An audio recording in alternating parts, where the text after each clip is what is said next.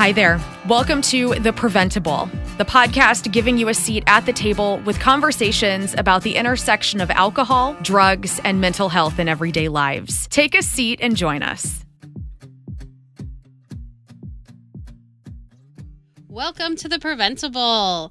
Before we get started today, I just want to make sure and give a shout out to Hubbard for allowing us the space to be able to record our podcast and be able to have the opportunity to share lots of great information and meet new people with everyone that follows us and listens to our podcast.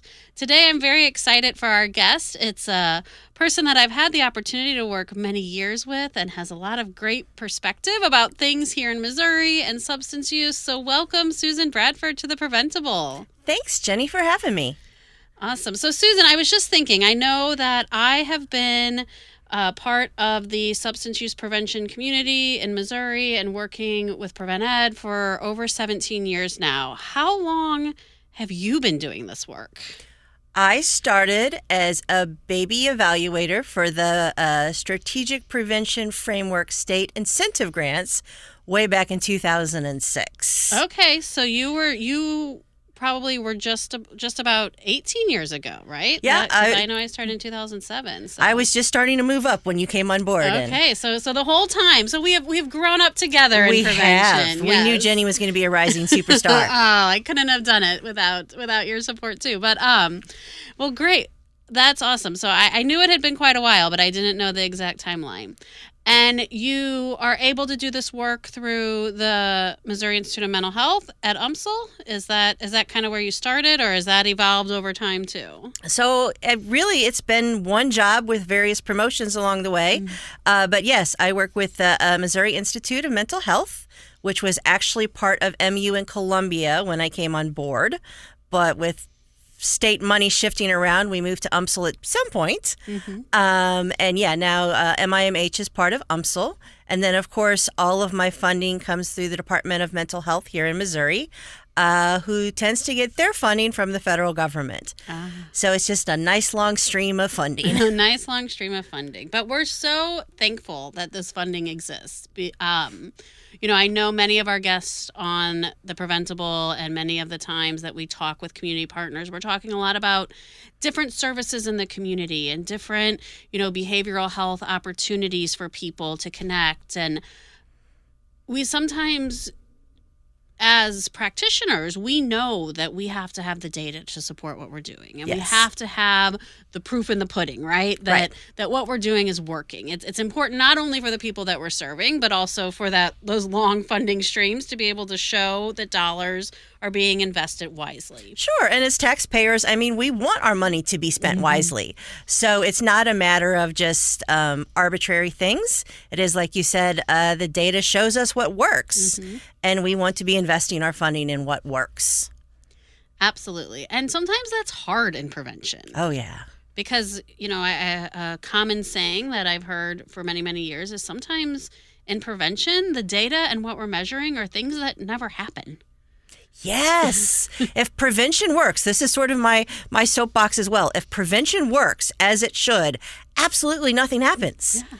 And that's not as sexy of a sell as some of the other fields. Yeah, because what story tugs on your heartstrings? Oh, sure. The mother in treatment who's gone through recovery and gotten her kids back. And that is so amazing. But wouldn't it be so much better if we could stop that before the mother ever started using in the first place? Right. And we just unfortunately don't have a lot of great measurable ways of showing that people are not going down a path that they could have gone down. But there are ways we can measure prevention. Absolutely. Absolutely. So, I think that's the other side of the coin is, we can talk about it might be hard to measure, but then some people say, well, then it doesn't work because you can't measure it. But that's not true either. Well, the idea is that statistics can never be applied to an individual. I can't say that Jenny would have been a different person if we didn't give her that prevention program back in 8th grade. But we can say that 8th graders as a whole are using much less substances than they did 2 years ago. Right. And so that is a win. That is an amazing win. We just can't apply it to an individual person. Right. So here in Missouri, I know that there's lots of different ways we can get those numbers and kind of measure some of those things. But here in Missouri, there's a survey that exists called the Missouri Student Survey. Yes. And you know it well, I know it well, but many times I remind it, the average person doesn't know it as well as I do, and you know it even better than I do. Oh, sure. So tell people, what the heck is the Missouri Student Survey? Oh, it's what I dream about at night sometimes. The Missouri Student Survey is a survey that we do every even year, so 24, 26, 28, etc. Usually between January and March when things are kind of quiet and everybody's snowed in anyway. It's for 6th through 8th graders. We do publicize it mostly to the public schools simply because that's the channels that we have available, but private schools are more than welcome to take advantage as well. Once a school opts in, they can maybe even add a few additional questions to collect their own data, but we handle everything from there. So long as they get a student sitting in front of a computer for about 30 minutes, we'll walk them through all of the questions, keeping in mind that no student has to answer any question at all. All of this is optional. Right. But then the students answer the question, we develop reports, we send the reports back to individual schools, and then we publicly publish county and state level reports for prevention practitioners in the community that want to get some data and want to know what's going on in their community so that they can choose the best interventions for them. Yeah. So it really helps people, kind of on the ground in the communities, be able to use data up front to decide what might be the right programs or what might be the right grade levels or substance to really take a look at in their community based on data, and then be able to hopefully over time see if that changes at all. Sure. I mean, we know compliance checks work. Compliance checks to stop underage youth from buying substances that they're not legally able to buy works. And so we promoted that for a good long time. But what we're hearing out of the data is that kids are no longer going to the grocery store or the gas station and buying their alcohol because our compliance checks did work. Yeah. So the data tells us that. And then we're like, okay, so where are they getting it from? Friends and family. Okay, now we can start a new intervention talking to those friends and families about, for example, why substance use isn't good for a developing brain. Yeah, so just changing the approach, not that we are, going to always be able to say we can eliminate any problems or any concerns in a community, but really digging into why is it happening here, how is it happening here, and what's going to be the best approach. So how long has Missouri been doing the Missouri Student Survey? They've been doing it since 2000. So we have, no, please don't make me do the math off the top of my head. Something like 10 or 12 surveys available now. So 20 plus years of yes, data. There 20 plus years of data. So what, being, I hope you're not offended by this, but I will call you with the most endearing affection, a data nerd. And I am absolutely a data nerd. A person that loves to look at the data and look at trends and look how things change. As you have spent your nights dreaming and your days looking at this data, what are some of the trends you've seen, or what are some of the surprises maybe that you've seen here in Missouri? So, I mean, I think the very first surprise sort of had to do with prescription drugs. And I think that was fascinating because we didn't even know it was a problem.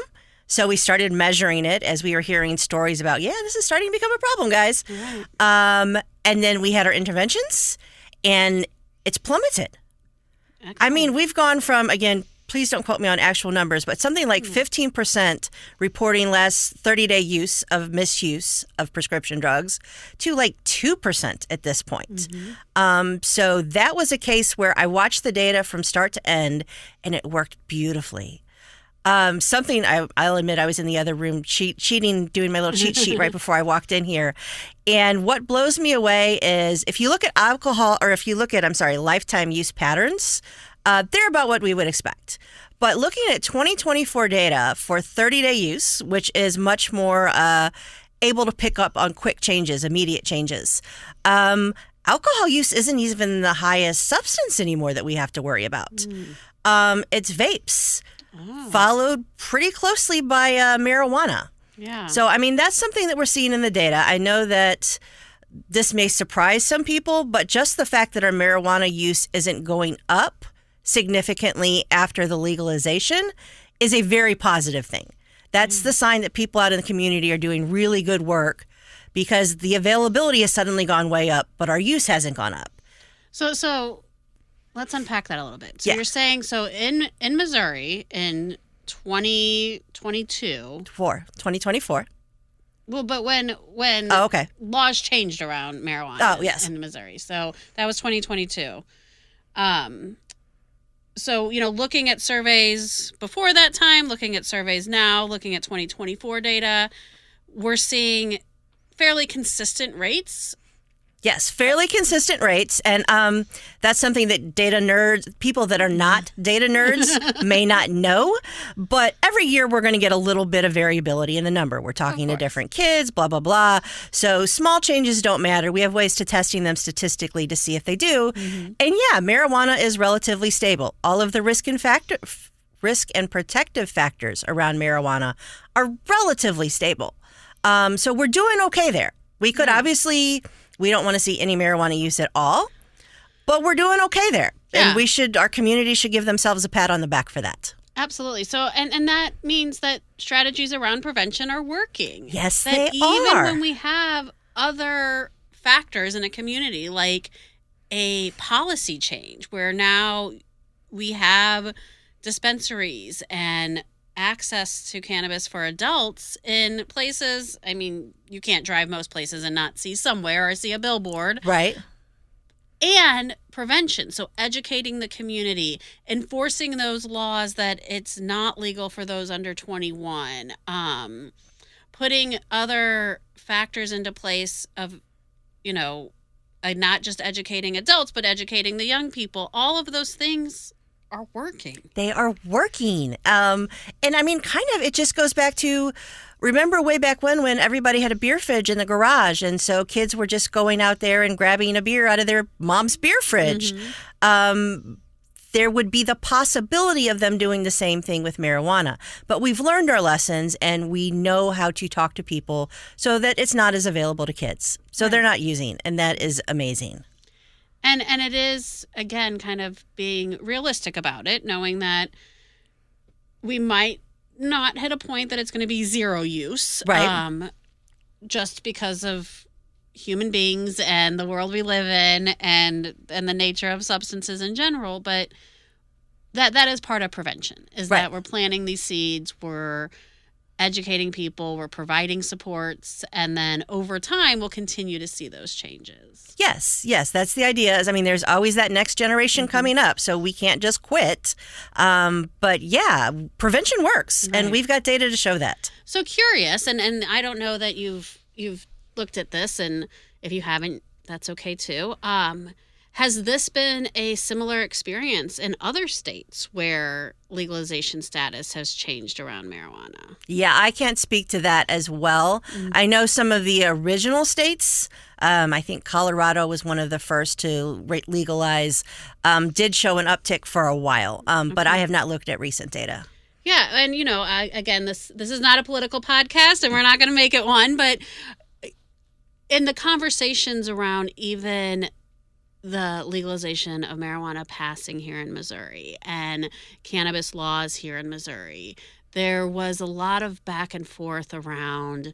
We were really one of the later states. We were not an early adopter of legalization of adult use cannabis. And some sides of the argument would say, well, other states are doing it, so we should do it too. And some people were saying, well, in other states, here have been some of the negative consequences or the ramifications. And so, again, not taking a political side of it, but really we probably, if in my opinion at least, benefited from not being an early adopter. Because we were able to kind of forecast or see what might be some of the real consequences of this. And again, if it passed, we were able to maybe mitigate some of those consequences and practice some of those prevention strategies. Right. I was really proud of us because well before it passed, probably 3 to 4 years before it passed, I was in rooms where we were having conversations of, guys, we know it's coming. what are we going to do to prepare it so that we're protecting our kids? Right. And so it wasn't that we were being political and saying, no, we're not going to do anything, but it's like, okay, so if this is going to happen, what's the best way to approach it? Yeah. And I thought that was beautiful. And I think it is beautiful. And I think, the data showing some consistency is a positive thing. But I also want to go back to the other thing you shared that might not be such a great win, right, in our books, is that we're still seeing the highest rates of use among young people that report use are vaping products and cannabis products. Yes. And I don't know how we get around that yet. I mean, we've done such a beautiful job with what we call the quote unquote standard cigarettes.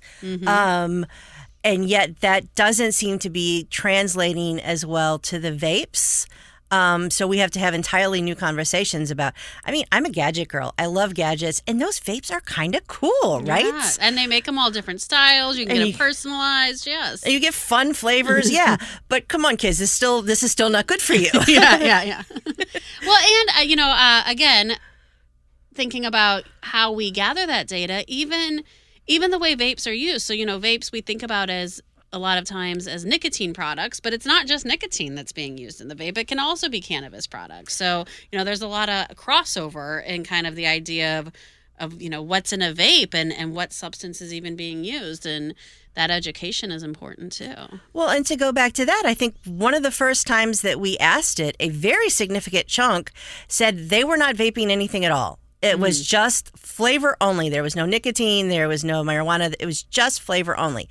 And then, of course, the testing came out when people started pulling vape cartridges to see what was actually in it.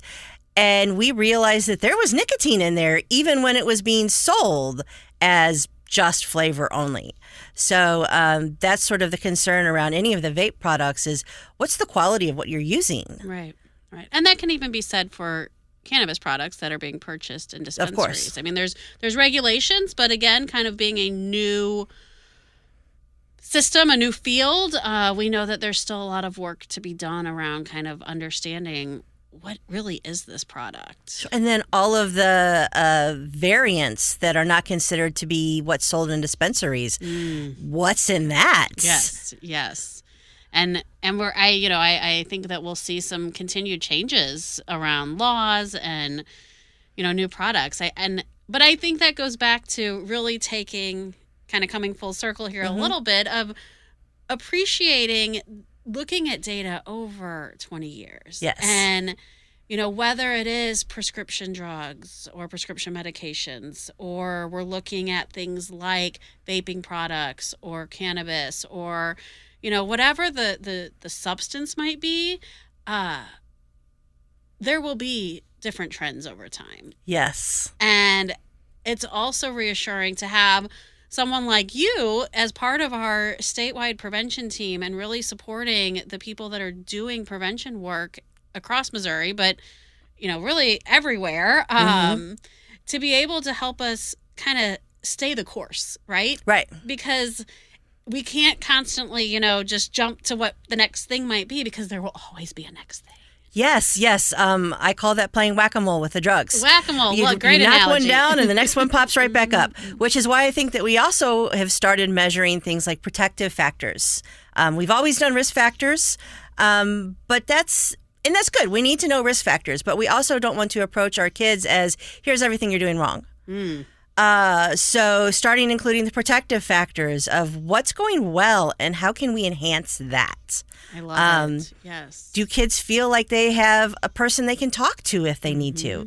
Maybe that's what stops them from starting the substance in the first place.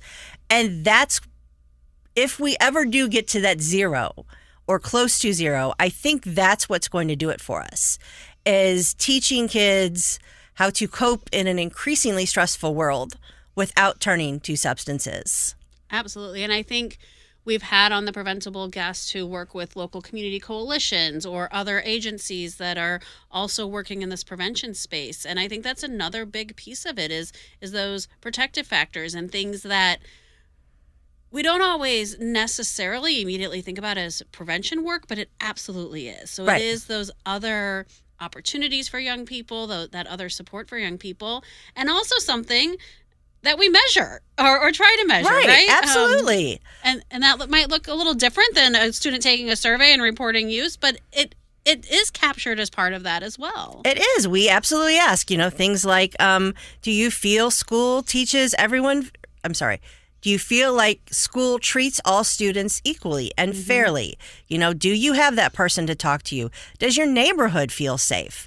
And you're right. That's not the first things that we jump to in prevention, but it all matters. It all matters. Because if there was one easy answer, we'd have been there already. we do it. We could be on vacation right now.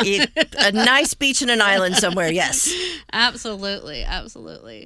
Well, fascinating. So what's next? So the 2026 Missouri Student Survey will be coming before we know it, guys. Yeah. We will start registering this fall for the 2026 survey. Okay. And once schools register, really, I know people are like, well, I'll forget that if I registered in November, I'll forget it by February, whatever. I will have your email address at that point, and then I'll be like, hey, guys, here's everything you need to do to go do your survey. And I support the schools along the way. They get regular updates, just so that we're all making sure that we're collecting the amount and quality of data that we need. Because at the state level, truthfully, if I have a couple of kids from each school, I can still do a really good job at doing state level data. But for those local communities that want their own data, that wants to know what's next for them, and I'm from Lake Wapapello, Missouri, town of Greenville had a town of 500. That was our grocery store. Okay. If you want to know what's happening next in that town of 500, you really need something like my Missouri Student Survey, and for that, we need a lot of people in that town, a lot of students to take the survey. Yeah, because we know we want that input, and we need it for the consistency of data, but then we need it to have a good picture of what's really happening. Right. And I know that, we sometimes get asked, and I'm sure you have too, of, okay, so great. So Susan, you get to look at all this data and dream about it at night and and share it, but so what? Like, what else is this data used for? How do we practically use this data in our communities and schools? So absolutely, you use it to figure out your needs assessment. So you need to figure out what the problem is and what is causing the problem so that you can most effectively target your intervention. But beyond that, it's things like you can write a grant. There are these new Partnership for Success grants, which are millions of dollars that a local community can write for. But you don't get funded if you don't have the data to show that you have an issue. Right. So it can be used for bringing in more resources into your community. And I think that it's also just, there are a lot of communities that I talk to that they're like, oh, well, that's not a problem in our area. My kid would never. Right. And so to have that data, to be able to sit down and have a really kind of truthful conversation with people that, okay, maybe there is a little bit of a problem here, guys. And so it's used for building capacity and awareness and readiness to address the problem in the larger scope. And also for us to be able to celebrate when there are things that change, right? Because otherwise, how do we really know? How have we not had a party yet to celebrate those alcohol numbers? Yeah.